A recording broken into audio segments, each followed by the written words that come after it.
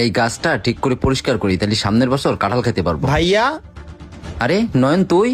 তোমার সাথে আমার কিছু কথা আছে, এদিকে আসো। আরে ভাই, কথা তো রুমে গিয়ে বলবি। আর উনি কে? রুমে টুমে যেতে পারবো না, আরো আমার ওয়াইফ, তোমার সাথে আমি এখানেই কথা বলবো।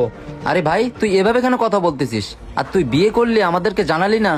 আরে ভাইয়া, আমি বিয়ের সাথে করছি, তোমাকে কেন বলতে যাব? আর ভাই দেবে, আমি এখনো কি সে আসলামের মতো ছোট আছি নাকি যে সবকিছু বলে বলে তোমাকে করতে হবে? আমার বয়স হয়েছে, আমি সব বুঝি ভাইয়া। এই নন, তুমি কি তোমার ভাইয়ের সাথে ফাউল কথা বলার জন্য এখানে আসছো নাকি কাজের কথা বলার জন্য আসছো? কাজের কথাটা বলো তাড়াতাড়ি। আচ্ছা আচ্ছা ঠিক আছে, তুমি চুপ থাকো, আমি বলতেছি। ভাইয়া, যে কারণে আজকে আমি এখানে আসছি, আমার নামে যে জায়গা সম্পত্তি আছে সবকিছু আমি বুঝে নিতে আসছি। কারণ আমার বউয়ের অনেক স্বপ্ন, সে ঢাকা শহরে একটা ফ্ল্যাট কিনবে, বুঝছো? অনেক টাকা বাজেট, তাই আমি সব জায়গা সম্পত্তি বিক্রি করে আমি আমার বউয়ের স্বপ্নগুলো পূরণ করতে চাই, বুঝছো ভাইয়া?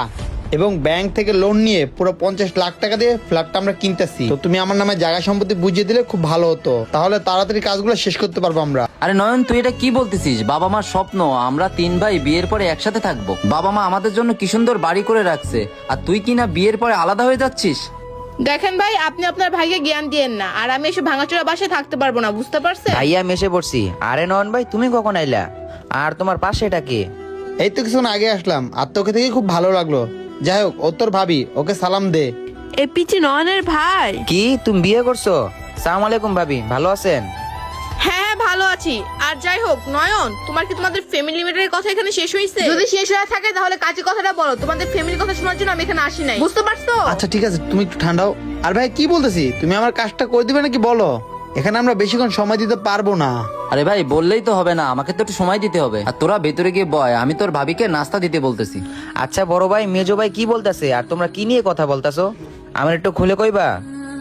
এই শোনো, তোমার বড় ভাই আর বেজো ভাই কিচ্ছু বলবে না, যা বলার আমি বলতেছি, আমার মুখে থেকে তুমি শোনো। তোমরা দুই ভাই বোকা, তোমাদের বড় ভাইকে অন্ধের মতো বিশ্বাস করো। এই যে তোমাদের বড় ভাইকে দেখতেছো না, তোমরা দুই ভাই তাকে ফেরেশতা মনে করো। আসলে সে তো ফেরেশতা না, তোমাদের মা বাবা রেখে যাওয়া যত অর্থ সম্পত্তি আছে না, সেগুলো তার নিজের নামে লিখে নিতে চাচ্ছে, যাতে তোমরা দুই ভাই কিচ্ছু না পাও, সবকিছু সে তার নামে করবে। তাই বলতাছি শোনো, এখনো সময় থাকতে নিজের ভাগেরটা নিজে বুঝে নাও। আর তোমার মেজো ভাই আইছে নিজের ভাগেরটা নিজে বুঝে নিতেই, কারণ তোমার মেজো ভাই বোকা হলেও আমি কিন্তু বোকা না। আর আমার হাজবেন্ডটা তো বোকা, বড় ভাইয়ের কাছে উঠে আর বসে, ওকে বুঝাইতে বুঝাইতে আজকে আমি ওকে এই জায়গায় নিয়ে আসছি। আর তুমি তো আমার দেবর হও, তোমার খারাপ আমি চাই না। আর তোমার বড় ভাবি কেমন এটাও তো জানি না, তাই বলতাছি সময় থাকতে নিজের ভালো নিজে বুঝে নাও। ভাইয়া ভাবি এগুলো কি বলতেছে? সত্যি তুমি মা বাবার জায়গা সম্পত্তি নিজের নামে করে নিতে চাইছালা? আমার তো এসব বিশ্বাসই হচ্ছে না ভাইয়া। দেখ ছোট, তুই এসব কি বলতেছিস? আর মেজো, তুই কোনো উল্টোপাল্টা ভাবিস না। আর বৌমা, তুমি যেটা বলতেছো সম্পূর্ণ ভুল বলেছো। আমার নিজের নামে আমি কোনো সম্পত্তি করে রাখিনি। এই দেখেন ভাই, ইমোশনাল ডায়লগ মেরে আপনার ভাইদের মন আর গলাতে পারবেন না, ঠিক আছে? আর আমি মানুষ খুব ভালো করেই চিনি, আর আপনি কেমন মানুষ সেটাও খুব ভালো করেই জানি। ঠিক আছে বৌমা, তুমি আমার এই দুই ভাইয়ের সামনে আমাকে ছোট করতেছো না, কিন্তু আমি তোমাকে প্রমাণ দেখাচ্ছি, চলো ভেতরে। এই, আমি এসব নোংরা বাসায় যাব না কোনোদিনও। আপনি যান, প্রমাণ নিয়ে আসেন, আমিও দেখবো আপনি কি প্রমাণ নিয়ে আসতে পারেন। আচ্ছা ঠিক আছে, তাহলে তোমরা দাঁড়াও, আমি নিয়ে আসতেছি। দেখি না তোমার ভাই কি প্রমাণ নিয়ে আসে। আর এই শোনো, তোমার ভাই কাগজ নিয়ে আসলে আগে আমি দেখবো, তারপর তুমি হাতে নিবা, ঠিক আছে? ঠিক আছে ঠিক আছে। ইস, মাথাটা গরম করে ফেললো। যাই হোক ছোট, তুই কিছু মনে করিস না, তোর ভাবি যা বলে সব সত্য বলে। দেখি ভাই কি প্রমাণ আনতে গেছে।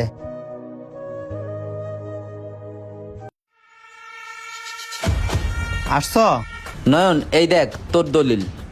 আর ওর তখন 18 বছর বয়স হয়নি, তো এর জন্য আমি দলিলটা করতে পারিনি। নতুন করে উইল করে ওর নামে করে দিছি, দেখ তোরা। এই দান, ওরা কি বুঝে? হ্যাঁ হ্যাঁ ঠিকই আছে।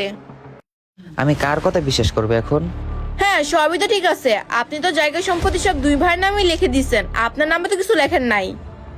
আর বাই দ্য ওয়ে, এখানে একটা জায়গা মার্ক করা আছে, ওই সামনের জায়গাটা তো মনে হচ্ছে। ওই জায়গাটা কারণ নামে লেখেন নাই কেন আপনি? আসলে বৌমা, ওটা আমাদের মা বাবার কবরস্থান।